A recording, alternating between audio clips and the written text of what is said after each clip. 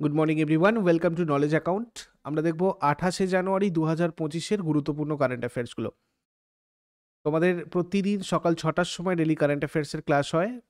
আর বাদবাকি যে ক্লাসগুলো সেগুলোরও শিডিউল আমি তোমাদের এখানে দিয়ে দিয়েছি। যেমন আজকে এরপরে ম্যাথের class, WBCS PYQ topic wise তোমাদের আজকে ক্লাস রয়েছে 10:30টায়। তারপরে ডাব্লিউবিপি জিকে বুস্টার, এই ক্লাসটা আজকে তোমাদের অফ থাকবে। আর রেলওয়ে সায়েন্স ক্লাস, এটা তোমাদের আজকে হবে এবং এখানে মেটাল এবং নন মেটাল নিয়ে কোয়েশ্চেন্স তোমাদের ডিসকাস করবেন সোহিনী ম্যাম। তো টেলিগ্রামেও সবকটা ক্লাসের লিঙ্ক থাকবে। তোমরা ইউটিউব থেকে নোটিফিকেশন না পেলে টেলিগ্রামে জয়েন করে নাও, ওখান থেকেও তোমরা নোটিফিকেশন পেয়ে যাবে। আগস্ট থেকে ডিসেম্বরের কারেন্ট অ্যাফেয়ার্স তোমাদের ইবুক সেকশানে অ্যাড করে দেওয়া হয়েছে। এছাড়া তোমরা যদি এই দুটো পিডিএফ একসাথে এবং তার সাথে সাথে মক টেস্ট এই কারেন্ট অ্যাফেয়ার্সগুলোর পেতে চাও 2024-এর এবং 2023-এরগুলো, সেক্ষেত্রে তোমরা এই যে কোর্স সেকশন আছে একদম ওপরে এই যে জায়গাটা কোর্স সেকশন, সেখানে গিয়ে দেখতে পাবে এখানে একটা কোর্স আছে। সেখানে তোমরা পুরো জিনিসটা 1 বছরের জন্য প্র্যাকটিস করতে পারবে। এক্সট্রা বেনিফিট হিসেবে তোমাদের এখানে স্ট্র্যাটেজিকের মক টেস্টগুলোকেও অ্যাড করে দেওয়া হয়েছে। তো আজকের ফার্স্ট কোশ্চেন আমাদের, দিল্লি হাইকোর্টের নবনিযুক্ত প্রধান বিচারপতির নাম কি? দিল্লি হাইকোর্টের নবনিযুক্ত প্রধান বিচারপতির নাম হচ্ছে বিচারপতি দেবেন্দ্র কুমার উপাধ্যায়। দেখো, বিচারপতি দেবেন্দ্র কুমার উপাধ্যায় 21শে জানুয়ারি 2025-এ দিল্লি হাইকোর্টের প্রধান বিচারপতি হিসেবে শপথ নিয়েছেন। রাজনিবাসে একটা অনুষ্ঠানে বিচারককে শপথ বাক্য পাঠ করিয়েছেন Delhi lieutenant governor VK Saxena. Delhi high court 1966 সালে প্রতিষ্ঠিত হয়েছিল। অধিক্ষেত্র হচ্ছে দিল্লি, অর্থাৎ দিল্লির সমস্ত বিচার কার্য এখানে হয়। হাইকোর্ট একটা রাজ্যের সর্বোচ্চ বিচার বিভাগ। আগের দিন বোম্বে হাইকোর্টেরও নতুন বিচারপতি হয়েছিলেন, আমি তোমাদেরকে বলেছিলাম সেখানে। তো প্রত্যেক হাইকোর্টে একজন প্রধান বিচারপতি এবং রাষ্ট্রপতি কর্তৃক নিযুক্ত অন্যান্য বিচারক থাকেন।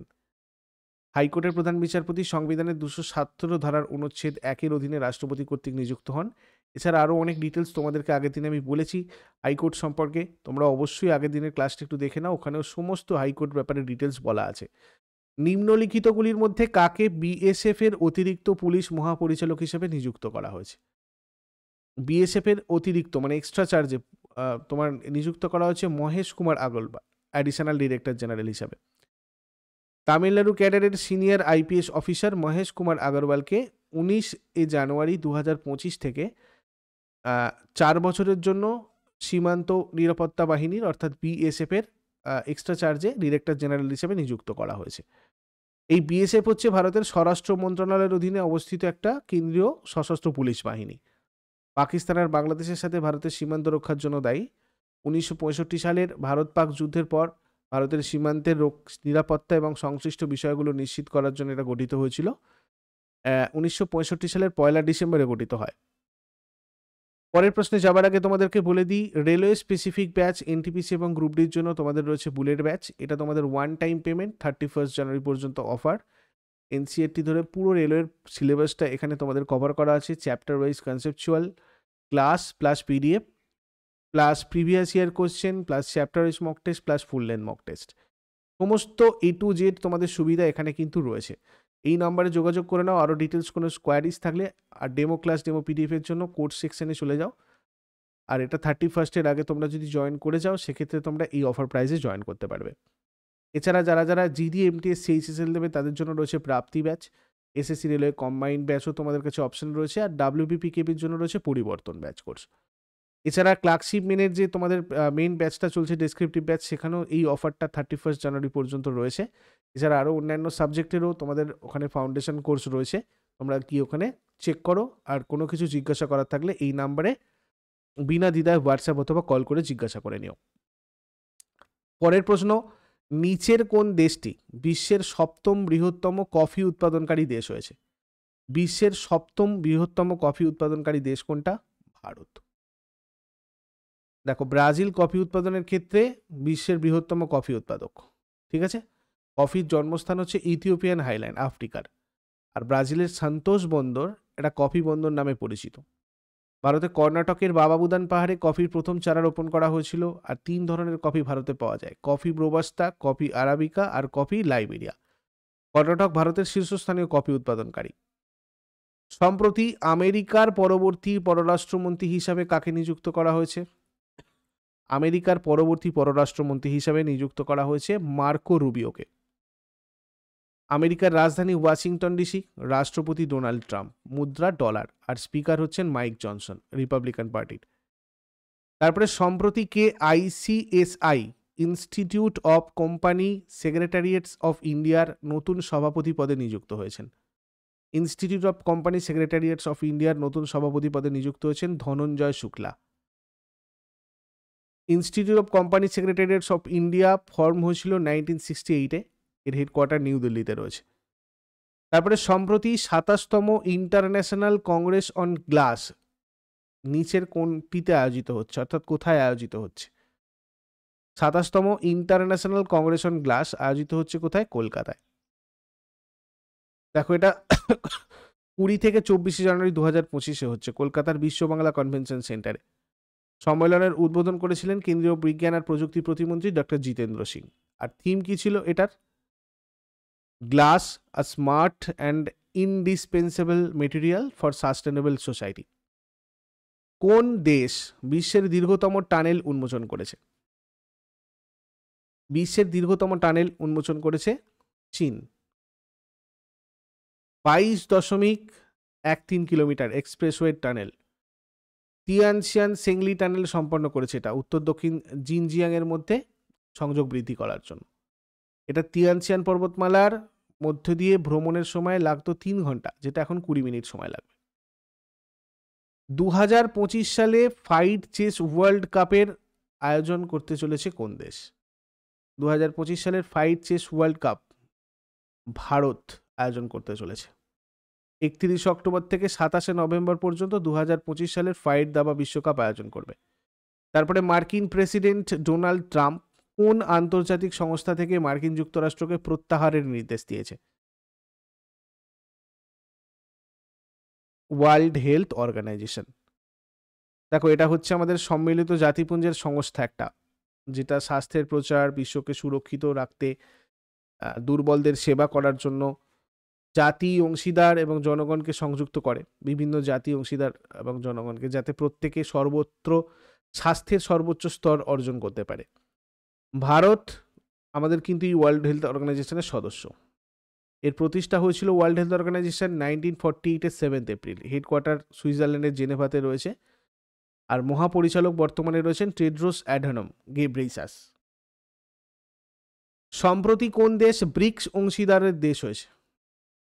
নাইজেরিয়া ব্রিক্সের মানে হচ্ছে পার্টনার কান্ট্রি হয়েছে। ঠিক আছে, ব্রিক্স অংশীদার দেশ মানে হচ্ছে ব্রিক্স পার্টনার কান্ট্রি, নাইজেরিয়া হয়েছে। 2025 সালে ব্রিক্স সভাপতিত্বকারী ব্রাজিল ব্রিক্স ব্লকের অংশীদার দেশ হিসাবে নাইজেরিয়ার প্রবেশের কথা ঘোষণা করেছে। Belarus, Bolivia, Cuba, Kazakhstan, Malaysia, Thailand, Uganda এবং উজবেকিস্তানের সাথে নাইজেরিয়া নবম ব্রিক্স অংশীদার দেশ হয়ে উঠেছে। নাইজেরিয়া বিশ্বের 6ষ্ঠ বৃহত্তম জনসংখ্যা এবং আফ্রিকার 4র্থ বৃহত্তম অর্থনীতির দেশ। নাইজেরিয়া আফ্রিকার পশ্চিম উপকূলে রয়েছে, যাকে প্রায়শই আফ্রিকার জায়ান্ট বলা হয়। তারপরে 2009 সালে ব্রাজিল, রাশিয়া, ভারত আর চীন দ্বারা এই ব্রিক্স আমাদের গঠিত হয়েছিল এবং 2010 সালে তার পরের বছর দক্ষিণ আফ্রিকা এখানে যুক্ত হয়েছিল। প্রথমে ছিল ব্রিক, তারপরে সাউথ আফ্রিকা যোগ হয়ে ব্রিক্স হয়েছিল। তারপর 2023 সালে ব্রিক্সে ইরান, মিশর, ইথিওপিয়া, ইউনাইটেড আরব এমিরেটস এরা যোগ দিয়েছিল। ইন্দোনেশিয়া আনুষ্ঠানিকভাবে 2025 সালের 10তম সদস্য হিসাবে ব্রিক্স গ্রুপে যোগ দিয়েছে, যেটা জানুয়ারি থেকে কার্যকর হয়েছে। তারপর সম্প্রতি ভারতের শীর্ষ দাবা খেলোয়াড় কে হয়েছেন? ভারতের শীর্ষ দাবা খেলোয়াড়, top chess player in India হয়েছেন ডি গুকেশ। দেখো, নেদারল্যান্ডের টাটা স্টিল টুর্নামেন্টে জার্মান খেলোয়াড় ভিনসেন্ট কিমারকে পরাজিত করার পর দাবা খেলোয়াড় ডি গুকেশ ফাইট র্যাঙ্কিংয়ে সর্বোচ্চ স্থান অধিকারী হয়েছেন। এখানে আমরা যদি দেখি 1 নম্বর স্থানে ডি গুকেশ রয়েছেন, এনার তামিলনাড়ুর বাসিন্দা। তারপরে রয়েছেন অর্জুন ইরিগাইসি, তেলেঙ্গানা। তারপর বিশ্বনাথন আনন্দ, তামিলনাড়ু। প্রজ্ঞানন্দা আর, এটাও তামিলনাড়ু। আর অরবিন্দ চিদাম্বরমও তামিলনাড়ু। তারপরে ভারতের শীর্ষ মহিলা দাবা খেলোয়াড় হচ্ছেন কোনেরু হাম্পি, অন্ধ্রপ্রদেশের। দিব্যা দেশমুখ মহারাষ্ট্রের। দ্রোণাবল্লী হরিকা অন্ধ্রপ্রদেশের। বৈশালী রমেশবাবু তামিলনাড়ু। আর Tania Sachdev Naya Dilli. Next, Zurich Kotak general ইন্স্যুরেন্সের ম্যানেজিং ডিরেক্টর আর চিফ এক্সিকিউটিভ অফিসার হিসেবে কে নিযুক্ত হয়েছেন? অলোক কুমার আগরওয়াল জুরিক কোটাক জেনারেল ইন্স্যুরেন্সের ম্যানেজিং ডিরেক্টর এবং চিফ এক্সিকিউটিভ অফিসার হিসেবে নিযুক্ত হয়েছেন। এটা হচ্ছে ইন্ডিয়ান জেনারেল ইন্স্যুরেন্স কোম্পানি একটা, যার হেডকোয়ার্টার মুম্বাইতে রয়েছে। এরকম রিসেন্ট কিছু অ্যাপয়েন্টমেন্ট যদি আমরা দেখি, তাহলে ইন্ডিয়ান ব্যাংকের এমডি আর সিও হিসাবে নিযুক্ত হচ্ছেন বিনোদ কুমার। তারপরে MD and CEO of institutional equities at JM financial institution securities Ankur Zaveri. CEO of Angel One Ambarish Kenghe, March 2025 থেকে কার্যকর হবে। MD and group chief risk officer তোমার Baldev Prakash. CEO of ITI asset ম্যানেজমেন্টের হচ্ছেন তোমার যতীন্দার পাল সিং, হিতেশ ঠাক্করের জায়গায় এসেছেন।